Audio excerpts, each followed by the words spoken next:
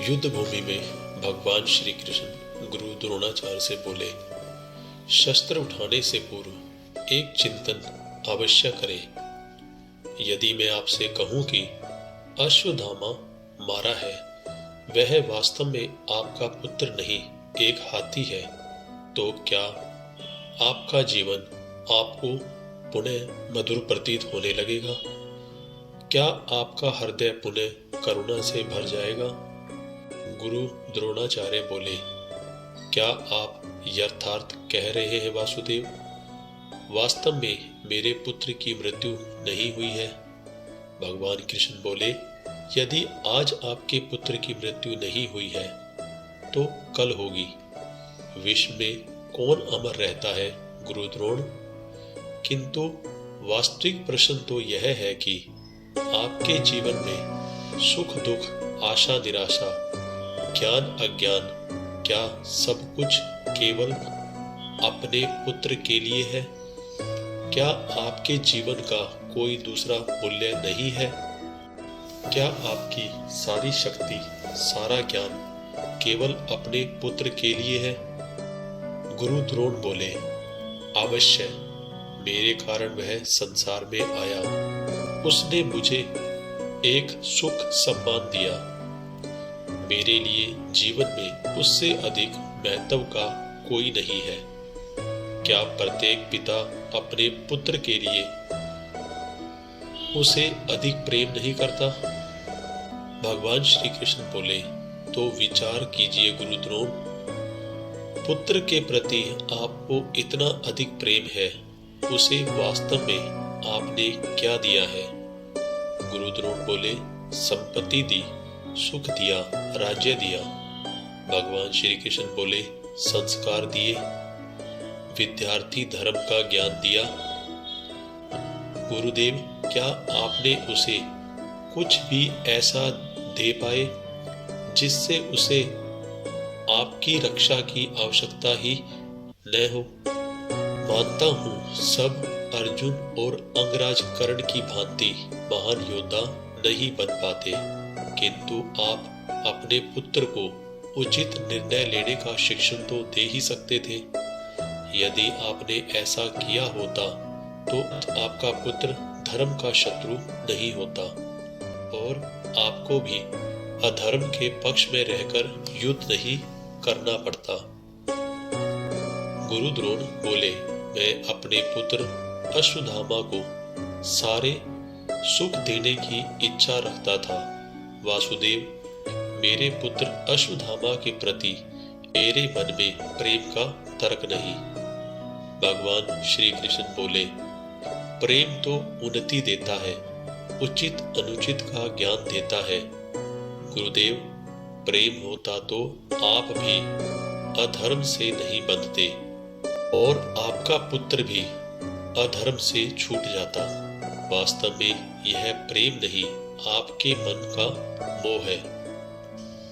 कभी आपने विचार किया है प्रेम और मोह के बीच क्या भेद होता है?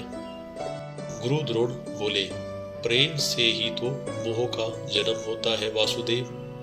भगवान श्री कृष्ण बोले, नहीं, वास्तव में जहां प्रेम होता है वहां मोह होता ही नहीं। प्रेम का जन्म करुणा से होता है और मोह का जन्म अहंकार से। प्रेम कहता है कि मेरे पुत्र को ईश्वर सब सुख देंगे और मोह कहता है कि मैं अपने पुत्र को संसार के सारे सुख दूंगा।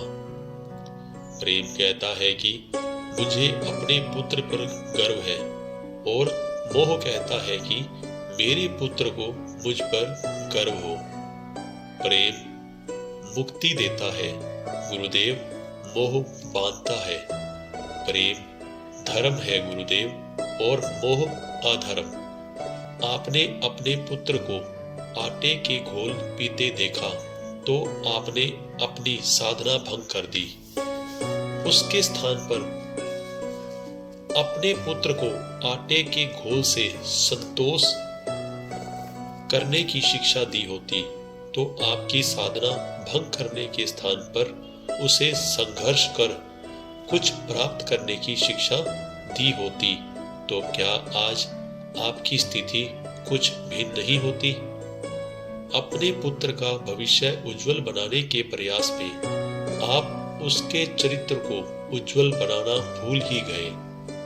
आपके मोह के कारण उसके जीवन में धर्म नष्ट हो गया।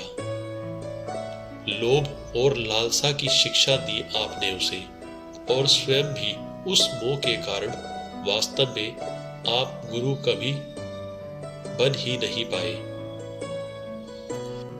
केवल शिक्षक बनकर ही रह गए आप। गुरु द्रोण बोले, ऐसा क्यों कह रहे हो वासुदेव?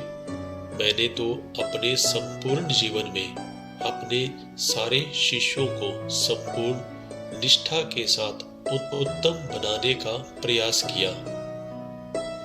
भगवान कृष्ण बोले, गुरु वह होता है जो विद्या का दान देता है, विद्या का व्यापार नहीं करता। इसलिए गुरु को अपने शिष्यों से दक्षिणा की आशा होती है, मूल्य की नहीं। किंतु आपने अपने ज्ञान का मूल्य निश्चित कर दिया। आपने ज्ञान के बदले अपने शिष्यों से प्रतिशोध की मांग कर आपने न केवल अपने जीवन में विष घोला, अपितु अपने शिष्यों के जीवन में भी विष घोल दिया। और यह सब मोह और अहंकार के कारण हुआ।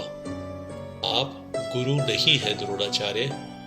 जिस व्यक्ति के हृदय में अहंकार और मन में मोह की लालसा होती है, उसके हाथों धर्म का कार्य तो हो ही नहीं सकता। इसलिए महर्षि भारद्वाज के पुत्र जैसे बाढ़ में डूबता हुआ व्यक्ति किसी वृक्ष को पकड़कर स्वयं की रक्षा करता है, वैसे ही इस अंत समय में धर्म को पकड़ लीजिए। आज समय है उचित निर्णय लेने का। मोह का त्याग कीजिए। मैं इसी क्षण आपके प्राण ले सकता हूं, किंतु मेरी इच्छा है कि आप जीवन में एक उचित निर्णय स्वयं लें। गुरु द्रोण बोले, यथार्थ कह रहे हैं आप। मेरा ही दोष था कि मेरे पुत्र अश्वत्थामा को दंड प्राप्त हुआ। अब समय आ गया है कि मुझे भी दंड प्राप्त हो। मैं स्वीकार करने को सज हूं। मेरा अंत समय आ गया है वासुदेव। मैं आपको अंतिम प्रणाम कर अपने प्राण त्याग रहा हूं। मेरी पुत्री द्रौपदी से कहना, महर्षि भारद्वाज के पुत्र द्रोण ने मृत्यु से पूर्व उससे क्षमा मांगी है। इसी के साथ मैं इस वीडियो को समाप्त करता हूं और आशा करता हूं कि आपको पसंद आया होगा। इस वीडियो को शेयर, सब्सक्राइब और लाइक जरूर करें।